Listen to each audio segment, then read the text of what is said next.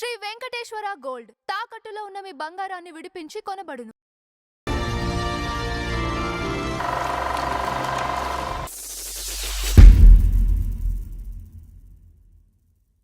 ఎంజీఆర్ పుట్టింది శ్రీలంకలో.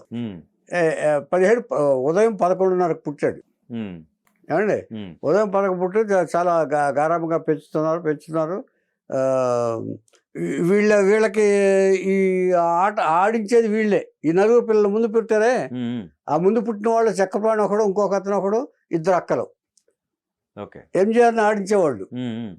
ఎంజీఆర్కి 2.5 సంవత్సరాలు వచ్చిన తర్వాత తండ్రి చనిపోయాడు. అప్పుడు తల్లి ఒక విధమైన కోపంతో, ఉక్రోషంతో, దీంతో వచ్చేసి బాధ కలిగి ఏం చేద్దంటే ఆయనతోటి నానా కష్టాలు పడి వచ్చి ఆయన ప్రేమించి పెళ్లి చేసుకుని ఎవరు ఎన్ని ఎదుర్కొన్నా కూడా ఆయన తనని కాపాడి తీసుకొచ్చి శ్రీలంకలో ఇంత హ్యాపీగా చూసుకుంటున్న టైంలో భర్త చనిపోయాడు. భర్త చనిపోయిన తర్వాత ఆ కోపం అంతా ఎంజీఆర్ మీద చూపించింది. నువ్వు పుట్టాకేరా దరిద్రం అంతా వచ్చింది, ఆయన పోయాడు, ఆయన పోగొట్టుకున్నాను అంటూ తిట్టింది. తిట్టిన తర్వాత మళ్ళీ అనిపించింది, అరే ఏం చేస్తాడు. తల్లి మనసు ఇది ఇక్కడ గ్రహించాల్సింది. సత్యబాబు తల్లిని ఎందుకు పెట్టుకున్నాడని, తల్లి పేరు ఇంటి పేరుగా ఎందుకు పెట్టుకున్నాడు అంటానికి ఉదాహరణ ఇది. అప్పుడు తల్లి ఏం ఆలోచించిందంటే, పాపం వీడు ఏం చేస్తాడు తండ్రి పిల్లాడు, ఆయనకి ఇది వచ్చి ఇది వెళ్ళిపోయింది అంచేత అని పట్టుకుని ఏడ్చేసి, నానా నిన్ను అనవసరంగా అన్నానరా, నువ్వేం అనుకోవద్దురా అని బతిమాలింది. అర్థం కాని వయసు. ఇంటికి అమ్మ ఇలా ఏడుస్తుంది ఎందుకు, అర్థం కాని వయసు. ఎంజీఆర్ 2.5 సంవత్సరాలు. ఏమర్థం అవుద్ది? ఏం చేస్తే ఇలా చూస్తున్నాడు. అది ఆ చూపు చూసే గవుక్కుని హత్తుకుంది తల్లి. నాన్న అనవసరంగా నేను తిట్టాను నాన్న ఏడ్చింది. ఇలా బాధలు పడుతుండగా సరే ఆయన సంపాదించింది ఏదో ఉంది కదా, అప్పటికేదో కొన్ని ఏర్పాటు చేశారు కదా, దాంతో బతుకుతుండగా ఇంకొక దారుణం జరిగింది. 2 ఆడపిల్లలు, ఒక మగపిల్లాడు విషజ్వరాలు వచ్చి శ్రీలంకలో చచ్చిపోయారు. ముగ్గురు చనిపోయారు వరుసగా. ఇప్పుడు మన ఇది వచ్చింది అంటారు చూసారా, మొన్న కరోనా వచ్చింది అంటారు చూసారా, అలాంటిది అక్కడ విషజ్వరాలు వచ్చి 2 పిల్లలు పోయారు, ఇది పోయారు. ఒక పక్కన భర్త పోయాడు, భర్త పోయిన తర్వాత ఇది వచ్చింది. ఇలాగా ఈ కష్టంలో పడుతుండగా ఏం చేయాలో తల్లికి అర్థం కావట్లేదు. ఎలాగా 2 పిల్లలు మిగిలారు, ఈ పెద్దలతో ఎలాగ ఏం చేయాలి అనేది సందిగ్ధ అవస్థలో పడిపోయింది ఆవిడ. అప్పుడు ఆ రాము పిల్ల వేలు పిల్ల ఉన్నారు కదా శ్రీలంకలో, ఏం చేయమంటారని, నాకు ఇక్కడ ఉండబుద్ధి కావట్లేదు, ఆయన లేని ప్లేస్ ఇది, ఆయన మమ్మల్ని కంటికి రెప్పలా కాపాడుకున్నారు, కానీ నేను ఉండలేకపోతున్నాను, ఈ పిల్లలు 3 పిల్లలు పోయారు, ఈ ఇద్దరినైనా సరిగ్గా పెంచాలంటే నేను మా ఊరు వెళ్ళిపోతానండి అని చెప్పి. ఇప్పుడు వాళ్ళు కూడా అదే విన్నారు. అప్పటికే అన్నీ కరిగిపోయి తినేశారు. భర్త పోయిన తర్వాత ఉన్న ఆస్తులన్నీ కరిగించేసుకుని సంపాదించిందంతా తినేశారు. ఇప్పుడు ఏమీ లేదు. సరే ఏదో అడ్జస్ట్ చేసి వెళ్ళండమ్మా అని చెప్పేసి పాలక్కాడ్కి ఊరికి పంపించారు. ఊరికి పంపిస్తే 2 పిల్లల్ని తీసుకుని తల్లి చూడండి నీకు ఎంత కష్టం. ఆ 2 పిల్లల్ని తీసుకుని శ్రీలంక నుంచి క్యాండీ నుంచి కేరళలోని పాలక్కాడ్ దగ్గర విధ ఊరు ఏదో ఉంది, అది ఆ ఊరికి వెళ్ళింది ఆవిడ. వెళ్తే ఆగో ఎవరితో నువ్వు రావడానికి, నేను మా కేసు వాదించమంటే నువ్వు ఏం చేశాడు మీ ఆయన లేరు, పోతే పోనీ దరిద్రం, మాకు ఇలా చేసినందుకే చచ్చాడు, ఇలాగ తిట్టి పంపించేశారు, బయటికి పంపించేశారు. నువ్వు ఇంట్లో రావడానికి వీల్లేదు, నీకు మాకేం సంబంధం లేదు. ఓ సినిమా సీన్ లాగానే జరిగింది. ఆ పాత కక్ష పెట్టుకున్నాడు. ఆ పాపమే కొట్టింది అన్నారు, అదొక దరిద్రం. ఇది మాకు న్యాయం చేయలేదు కదా అంటే, నీ అన్యాయం కాబట్టి చేయలేదు ఆయన, ఆ పాపమే కొట్టిపోయాడని నానా మాటలు అన్నారు. ఒక చెట్టు కింద కూర్చుని ఆలోచించింది ఏం చేయాలంటే. అక్కడ కుంభకోణంలో వీళ్ళకి సంబంధించిన ఒక చెల్లెలు ఉంది. ఆవిడ కొంచెం ఈవిడంటే సాఫ్ట్ కార్నర్ ఉంది, సత్యభామ అంటే. వీళ్ళందరూ అట్లా మేజిస్ట్రేట్ భార్య ఈ గౌరవప్రదంగా బతికారు అనేది ఒక సాఫ్ట్ కార్నర్ ఉంది కుంభకోణంలో. కుంభకోణంలో వెళ్ళి ఆవిడని ఆశ్రయిద్దాం అని చెప్పేసి బయలుదేరింది. డబ్బులు లేవు, నడుస్తూ బయలుదేరింది. చిన్నది ఉన్న డబ్బులతో తినుబండారాలు కొని అది చేస్తూ ఒక ఊళ్ళో ఆగి అక్కడ పనిచేసి ఆ పని చేసి వచ్చిన డబ్బులు కానీ తిండి కానీ పెట్టి వాళ్ళకి చేస్తూ కుంభకోణం చేరుకుంది అక్కడ. కుంభకోణం చేరుకున్న తర్వాత అక్కడ ఆవిడ వాళ్ళ ఆధారాలతోటి ఇచ్చేసి ఇద్దరు పిల్లలు చట్టి పిల్లలు అక్కడ స్కూల్లో చేర్పించారు. ఈవిడ పని మనిషిగా చేస్తుంది, మొత్తం సర్వెంట్ మెయిడ్. 10 ఏళ్లలో పని చేసుకుని వాళ్ళని స్కూల్కి పంపించి ఇచ్చేసింది. అక్కడ నారాయణ అనే అతను వీళ్ళకి తెలిసిన అతను ఉన్నాడు అక్కడ కుంభకోణంలో. అతనే స్కూల్లో గవర్నమెంట్ స్కూల్లో ఫ్రీ ఇది ఇప్పించారు ఆయన. కంప్లీట్ కష్టం వచ్చేసి కంప్లీట్ కష్టం. అదే అదే ఇక అంతకంటే దాని ఇద్దరు పిల్లలు, అదే అదే అదే ఎందుకంటే చూడండి అది ఆ తల్లి ఆ ఇద్దరు పిల్లలను పెంచడానికి నా ఎంజీఆర్ దృష్టిలో ఇదే పడింది. అంతేగా మరి. తల్లి ఇంటింటికి వెళ్ళి పని చేయటం, వాళ్ళు ఏదైనా తిడితే పెట్టడం, వాళ్ళు ఏదైనా ఇట్టుకొస్తే అన్నం పట్టుకురావటం, ఆ పట్టుకొచ్చి రండి నాన్న తినండి నాన్న అని చెప్పేసి వీళ్ళిద్దరికి పెట్టడం, ఇవన్నీ ఎంజీఆర్ చూశాడు. అందుకే ఆయన చీఫ్ మినిస్టర్ అయిన తర్వాత ఇంకా మిగతా వాళ్ళు ఎవరు ఇలా కష్టపడకూడదు, ఏ తల్లి ఏ బిడ్డ ఇలా కష్టపడకూడదు అని చెప్పేసి ఆయన ఒక దీనిలోకి వచ్చాడు ఆయన. Okay okay. అంటే ఒక దీనికి అంటే అది ఆలోచించాలంటే చాలా ఇది కావాలి. లేదు అనుభవం నుంచి వచ్చే అనుభవం, అంతే కదా. తను పడ్డ కష్టాన్ని నుంచి ఇంకెవరో పడకూడదు, కష్టపడకూడదు అందరికీ. ఆయన సడన్గా అసలు క్యాబినెట్ మీటింగ్ లేకుండానండి ఆయన ఒక మధ్యాహ్నం పిల్లల భోజనం పథకం ఆయన ప్రకటించాడు. ఫస్ట్ ఆఫ్ ఇట్స్ కైండ్ చేసి క్యాబినెట్ మీటింగ్లో పెట్టి ఓకే చేయాలి. లేదు వితౌట్ ఎనీ ఇది మీటింగు ఆయన అనౌన్స్ చేసేసి, అదేంటి సార్ అలా బ్యూరోక్రాట్స్ అందరూ ఐఏఎస్లు అందరూ అదే ఎలాగ సర్వ్ చేయాలి సార్ అంటే, ఏదో ఒకటి చేయాలి వాళ్ళకి అన్నం అందాల్సిందే అన్నాడు ఆయన. అలాంటి మనిషి ఆయన. స్కూల్లో చదువుతున్నారు, తల్లి కష్టపడుతుంది, ఈ పక్కింటి వాళ్ళు కూడా జాలిపడి వాళ్ళకి ఏదైనా పిల్లలకి ఏదైనా పెట్టడం. ఇప్పుడు మిగిలింది ఎవరై అంటే చక్రపాణి, ఎంజి రామచంద్ర గారు మిగిలారు ఇద్దరే. వాళ్ళ ఫ్యామిలీలో మిగిలింది ఎంజీఆర్ గారు అన్నయ్య గారు చక్రపాణి గారు. లాస్ట్ వరకు ఉన్నారు వాళ్ళు. ఏది చీఫ్ మినిస్టర్ అయిన తర్వాత కూడా చక్రపాణి గారు ఉన్నారు. వాళ్ళ ఫ్యామిలీస్ 2 ఫ్యామిలీస్ ఉన్నాయి. ఇది అయిన తర్వాత చేసిన తర్వాత కందసామని ఒక వీళ్ళకి తెలిసిన అతను ఆర్గనైజర్, నాటక సంస్థ ఆర్గనైజర్.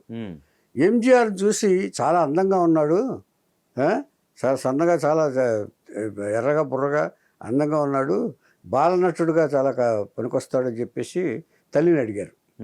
అమ్మో నా బిడ్డలు నేను పంపిస్తున్నాను, ఈ నాటకాలకి దీన్ని పంపించను అని చెప్పేసి తల్లి రిజెక్ట్ చేసింది.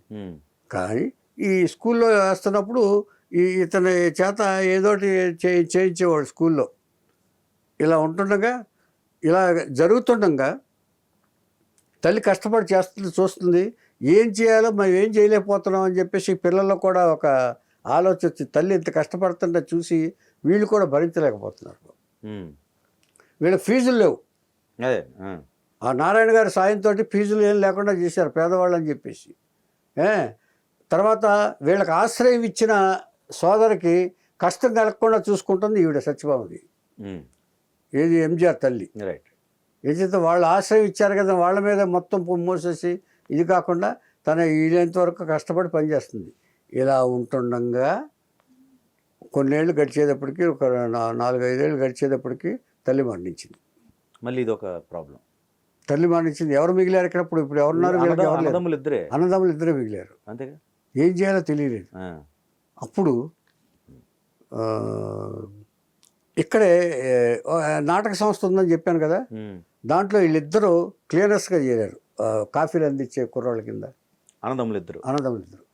ఇక చదువు మరి అదే పెయిన్ ఈ కష్టాల నుంచే వస్తుంది, అప్పుడే వచ్చేది.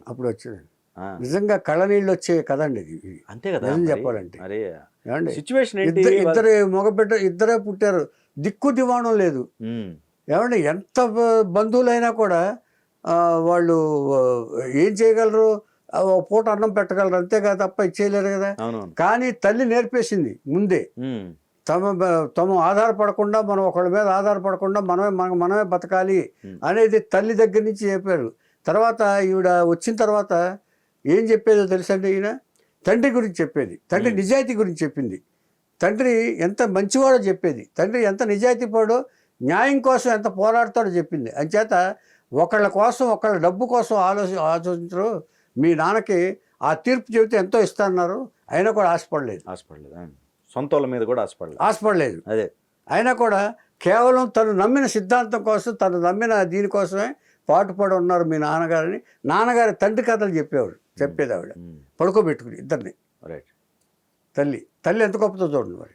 వీళ్ళు అప్పుడు వయసు ఎంత ఉండొచ్చు అండి ఇద్దరు అన్నదమ్ములు? అదే ఇప్పుడు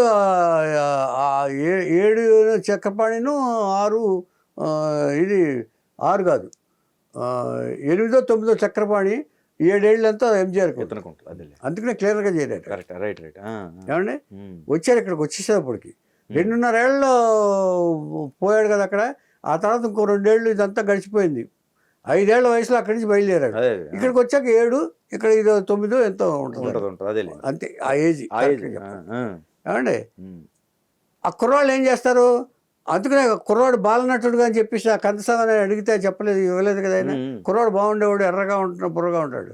ఆ తర్వాత ఆ కంపెనీలో చేరి కాఫీలు అందించడం ఇచ్చేయటం, ఇద్దరు చక్రపాణి వీళ్ళు ఇద్దరు చేస్తే ఆ వచ్చిన డబ్బులతో తినటం ఇలా చేస్తుండగా ఈ నాటకాలు చూసి, నాటకాల కంపెనీ కదా, నాటకాలు చూసి వీళ్ళకి కూడా ఎంజీఆర్కి ఎక్కువ కలిగింది.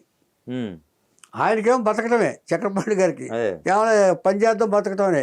ఎంజీఆర్ గారికి మాత్రం ఒక హుషారు వచ్చేసింది ఆయనకి. ఆ హుషారు వచ్చిన తర్వాత కంఠస్వామి గారు ఊళ్ళన్నీ తీసుకెళ్ళి, ఇప్పుడు తల్లి లేదు కదా, తీసుకెళ్ళి డ్రామాలు ఆయించి దేశం సింగపూరు, రంగూరు ఇవన్నీ తీసుకెళ్ళి ఆ నాటక సంస్థలో తిప్పి డబ్బులు ఇచ్చేవాడు. అలా నాటకాలు వేస్తుండగా ఈ కందస్వామి గారే అలాగ పెద్దవాళ్ళు అయ్యారు వీళ్ళిద్దరు. ఏదో పని చేస్తూ అలాగ వీళ్ళంతటా వీళ్ళు ఓన్గా బాయ్స్ కంపెనీ అనే నాటక కంపెనీ ఒకటి ఉంది, దాంట్లో కూడా చేరి నాటకాలు వేస్తూ ఈ నాటకాల్లో ఎంజీఆర్కి మంచి పేరు వచ్చింది. అంచేత ఎలా చెప్పాలి ఏంటనేది ఆర్గనైజర్ని అడిగి, వాళ్ళని అడిగి, నటినట్లు ఉంటారు కదా, వాళ్ళని అడిగి తెలుసుకునేవాడు సూక్ష్మాలు. దీనికి ఎలా చెప్పాలి అని నటనలో ఉన్న సూక్ష్మాలన్నీ నేర్చుకున్నాడు ఆయన ఎంజీఆర్ ఇంట్రెస్ట్ తోటి. చక్రపాణి గారికి అది లేదు, ఎంజీఆర్ గారికి ఇంట్రెస్ట్. ఎంచేతంటే మరి పుట్టిన ఇది అదే కదా, ఎంచేత మొత్తం నేర్చుకున్నాడు. మొత్తం ఒక నిష్ణాతుడు అయిపోయాడు ఆయన. నిష్ణాతుడు అయిపోయిన తర్వాత ఈ కందస్వామి గారు ఎవరైతే ఆర్గనైజరో ఆయన ఒక సినిమా తీస్తున్నాడు, సతీలీలావతి అని. దాంట్లో ఒక పాత్ర ఇచ్చాడు, ఇన్స్పెక్టర్ క్యారెక్టర్. అదే ఇప్పుడే మెడ్రాస్ పంపించాడు. మెడ్రాస్ పంపించి 36 అంటే దాదాపుగా 18-19 ఏళ్ళు వయసు ఈయనకి, ఎవరికి ఎంజీఆర్ గారికి. 36లో సతీలీలావతి అనే సినిమాలో ఒక ఇన్స్పెక్టర్ క్యారెక్టర్ వేశాడు ఎంజీఆర్.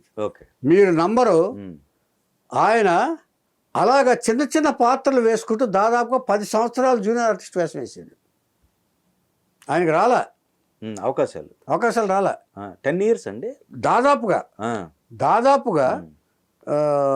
పెరిగిన వాతావరణం మొత్తం నాటకంతోనే ముడిపడి ఉంది కదా, ముడిపడి ఉంది. అయినప్పటికి కూడా ఇక్కడ అయినప్పుడు కూడా అంటే ఇండివిజువల్గా వచ్చారు కదా సార్. ఇది అదే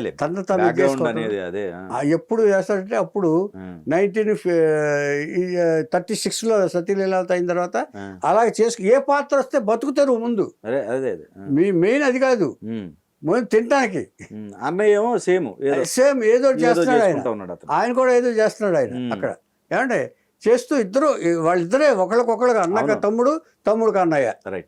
చివరి వరకు అంతే ఉన్నారు కదా, చివరి వరకు అంతే ఉన్నారు. బాగున్నారు. అదే ఏం చేద్దంటే తమ్ముడికి గార్డుగా ఆయన ఉండేవాడు, ఇలా ఉండేవాడు. ఏదైనా ప్రాబ్లం వచ్చినా ఆయన చూసుకునేవాడు. వాళ్ళ పిల్లలకి వీళ్ళ పిల్లలకి, ఆయనకి ఎంజీఆర్కి పిల్లలు లేకపోవడం. సరే, ఎంజీఆర్కి 33లో పెళ్లి జరిగింది, తంగమణి అనే అమ్మాయి. కానీ ఆవిడ ఫస్ట్ డెలివరీకి ఊరికి వెళ్తూ చనిపోయింది. ఎంజీఆర్ మిసెస్ 39లో పెళ్లి జరిగింది, 42లో చనిపోయింది. తర్వాత ఆవిడ పేరు సదానందవతి అని ఇంకొక ఆవిడని 42లో పెళ్లి చేసుకున్నాడు ఆయన. ఆవిడ పెళ్లి చేసుకున్న తర్వాత ఈ వేషాలు వేసుకుంటున్నారు, ఈ పెళ్ళిళ్ళ జరుగుతున్నాయి. ఇప్పుడు ఈ సినిమాలు వచ్చేటప్పటికి ఈయనకి ఎప్పుడు మంచి పేరు వచ్చిందంటే, ఈ కరుణానిధి గారు రైటర్గా వచ్చి రాజకుమారుడు అనే సినిమాలో బాగా రాసి మంచి క్యారెక్టర్ ఇచ్చాడు, దాంట్లో మంచి పేరు వచ్చింది. తర్వాత మంత్రి కుమార్ అని వచ్చింది. ఏదైనా కరుణానిధి గారి రైటింగ్ వల్లే ఈయనకి మంచి డైలాగులు, మంచి ఇది రావటం వల్ల కథలో మంచి పాత్రలు వచ్చినాయి ఎంజీఆర్ గారికి. సో వాళ్ళిద్దరికి ఒక అండర్స్టాండింగ్ వచ్చింది వాళ్ళిద్దరికి. ఇప్పుడు ఈ సదానందం అతను పెళ్లి చేసుకున్నాడు కదా, ఈ సదానంద ఇక వరుసగా రాజ్కుమార్తో ఒక జానపద హీరోలాగా ఇదిలాగా వరుసగా వచ్చేస్తుంటే ఇక ఎంజీఆర్ గారికి ఈ 10 ఏళ్ళు కష్టకాలం గడిచిన తర్వాత ఇక ఎంజీఆర్ టైం వచ్చేసింది. ఇక ఏ సినిమా వేస్తే అది మాస్ లీడర్ కింద వచ్చేసింది ఇక్కడ. రైట్. అంటే ప్రజల్లో ఒక జానపద హీరోకి ఎంత ఎంత ఇది వస్తుందంటే ప్రజలకు ఒక విజువల్స్ వేస్తారు చూసారా, అలాంటి క్యారెక్టర్స్ వేశారు ఆయన. వేసేటప్పటికి ఆ 10 ఏళ్ళు 15 ఏళ్ళు అయిపోయిన తర్వాత ఆయన ఇక దర్శకుడు అయిపోయాడు. ఈయన నాడోడి మన్ననని ఒక సినిమా తీశాడు ఆయన. అది దాదాపుగా 1000 రోజులు ఆడింది. తర్వాత ఉలగం చుట్టం వాలిబాల్ అని ఈయన డైరెక్షన్లో తీశాడు. సో ప్రజలకు ఏం కావాలి, ప్రజల పక్షంగా ఏ సినిమాలు తీయాలి, ప్రజలకు ఏం చెప్పాలనేది ముందు బాగా అవగాహన చేసుకున్నాడు ఆయన. ప్రజల పక్షంగానే తీసుకున్నాడు ఆయన. తర్వాత ఇక రాజకీయానికి వస్తే ఈయన 1952లో ఈయన కాంగ్రెస్ పార్టీ అభిమాని. 1952లో గాంధీ గారు అంటే అభిమానం, కాంగ్రెస్ పార్టీ అంటే అభిమానం, కామరాజ్ అంటే అభిమానం తమిళనాడులో. కాంగ్రెస్ పార్టీ ఆయన ప్రెసిడెంట్ ఆయన తమిళనాడుకి. ఏమండి ఇలా ఉంటున్నప్పుడు 1962లో చైనా వారు వచ్చినప్పుడు 75,000 పర్సనల్ మనీ ఈయన విరాళం ఇచ్చాడు నెహ్రూ గారు. చైనా వారు వచ్చినప్పుడు ఒక్కడే. అంటే దేశం పట్ల కూడా ఒక బాధ్యత ఉందని అప్పుడే ఆయన ప్రూవ్ చేసుకున్నాడు. ఆయన ఉన్న డబ్బుల్లోనే, ఆయన సంపాదించిన డబ్బుల్లోనే 75,000 అలా ఇచ్చేసి ఇలా ఇచ్చేసాడు ఆయన. ఏమండి అలాగా వచ్చిన తర్వాత ఈ తర్వాత కరుణానిధి గారితో పరిచయం అయ్యి సినిమాలు హిట్లు అయిన తర్వాత ఇక ఎంజీఆర్కి ఒక రేంజ్ వచ్చేసింది. ఇక మాస్ హీరో అని వచ్చేసింది. ఇక మాస్ హీరో విలన్స్ని ఇచ్చేస్తాడు, చెడుని సహించడు. ఆయన ఒకటే సిస్టమ్ పెట్టుకున్నాడు ఎంజీఆర్ గారు. నేను సినిమా యాక్టర్ వల్ల ప్రభావితులు అవుతారు ప్రేక్షకులు. సో సినిమా యాక్టర్ ఏం చేస్తే అదే చేస్తారు, అదే ఫాలో అవుతారు ప్రేక్షకులు. అంచేత మన వల్ల వాళ్ళకి ఏ చెడు అలవాట్లు అవ్వకూడదు, ఒక చెడు మాట మాట్లాడకూడదు, ఒక చెడు పని చేయకూడదు, ఒక చెడు ఇది చేయకూడదు అని తన వల్ల తను వేసే క్యారెక్టర్ అన్నింటిలోనూ ఆ జాగ్రత్తలు తీసుకున్నాడు ఆయన. సిగరెట్ కాల్చేవాడు కాదు, సిగరెట్ కాల్చేవాడితే తీసాతలు పడేవాడు. మద్యం తాగేవాడు కాదు ఎప్పుడు కూడా. సిగరెట్ కాల్చినా మద్యం తాగినా సినిమాలు పెడితే మొత్తం ఆయన సీరియస్ అయ్యేవాడు. ఒకటే ప్రజలకి తన పార్టీ సిద్ధాంతాలు మాత్రం ప్రచారం చేసేవాడు. అంటే మేము ప్రజల కోసమే ఉన్నాం అంటూ. ఆ తర్వాత కరుణానిధి గారితో అన్నాదురై అని ఫస్ట్ డీకే, ఇది ద్రవిడ కళగం అని ఒక పార్టీ ఇది. ఆ తర్వాత అన్నాదురై వచ్చిన తర్వాత డిఎంకే అని ద్రవిడ మున్నేట్ర కళగం అని ఒక పార్టీ పెట్టాడు, సిఎన్ అన్నాదురై. ఆయన తమిళనాడు ప్రథమ ముఖ్యమంత్రి ఆయన. సరే ఆ తమిళనాడు గాంధీ అని కూడా అంటారు అన్నాదురైని, అంత మంచివాడు. ఏమండి తర్వాత ఆ డిఎంకేలో చేరాడు ఈయన, ఎంజీఆర్ను కరుణానిధి ఇద్దరు కలిసి డిఎంకేలో చేరాడు. డిఎంకేలో చేరిన తర్వాత అలా సరే జరుగుతుండగా ఓన్లీ పార్టీ నచ్చే వచ్చాడు ఆయన. కాంగ్రెస్ నుంచి ఇక్కడికి వచ్చాడు ఆయన. కామరాజ్ అంటే చాలా గౌరవం ఉంది ఆయన. ఏమండి ఇలా వచ్చి డిఎంకే పార్టీలో చేస్తుండగా రాను గ్రాడ్యువల్గా ఆయన 67లో ఫస్ట్ టైము నిలబడుతున్నాడు ఆయన.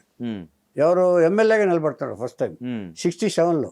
ఏది 62లో చైనా వారు ఇదంతా మామూలుగా పార్టీ కార్యకర్తగానే ఉండి 67లో ఫస్ట్ టైం ఎలక్షన్లో నిలబడుతున్నాడు ఆయన. అప్పుడు ఒక ఇన్సిడెంట్ జరిగింది.